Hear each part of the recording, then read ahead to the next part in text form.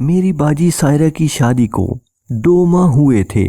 میری باجی کی اپنی سسرال والوں سے نہیں بنتی تھی، اس لیے باجی اپنا سسرال چھوڑ کر دوبارہ میکے آ بسی تھی۔ باجی کے ساتھ بہنوئی نہیں آئے تھے۔ میں اور باجی ایک ہی کمرے میں سوتے تھے۔ ایک دن میں اور باجی ایک کمرے میں سوئے ہوئے تھے کہ میرا بہنوئی بھی آ گیا۔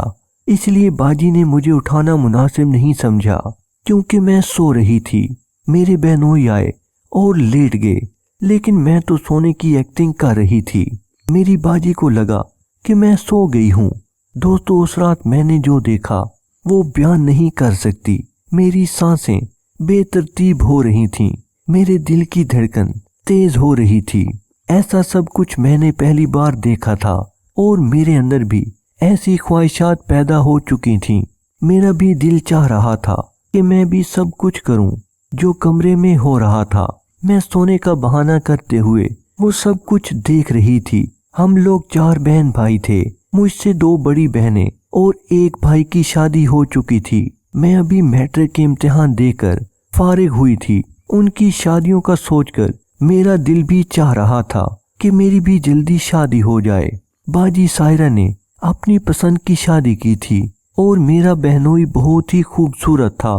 میں بھی اپنی بہنوں میں سب سے زیادہ خوبصورت تھی، لیکن باجی کو یہ شادی راس نہیں آئی۔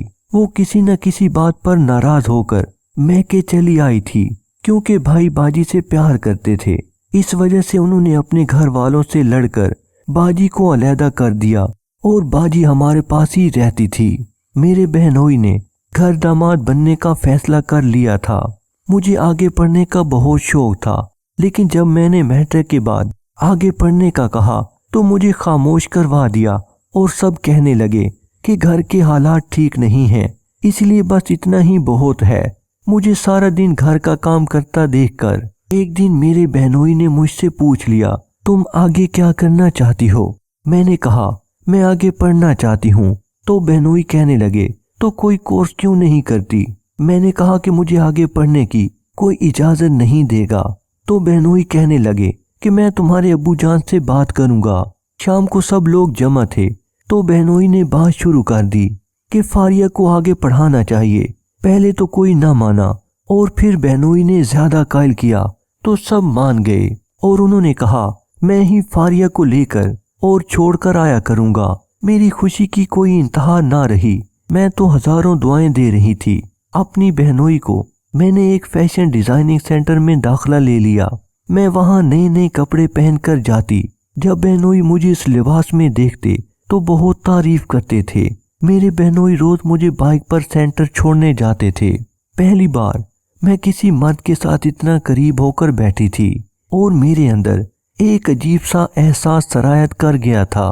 میرا خود کا حال ایسا نہیں تھا، بلکہ میرے بہنوئی کا حال تو مجھ سے بھی برا تھا۔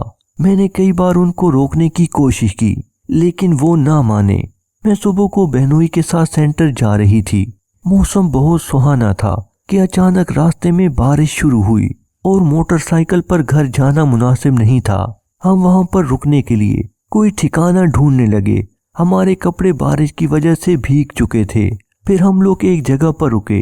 جیسے ہی میرے بہنوئی کی نظر مجھ پر پڑی، وہ مجھے دیکھتا ہی رہ گیا۔ وہ میرے قریب آ کر بیٹھ گیا۔ میں سائیڈ پر ہونے کی کوشش کرنے لگی۔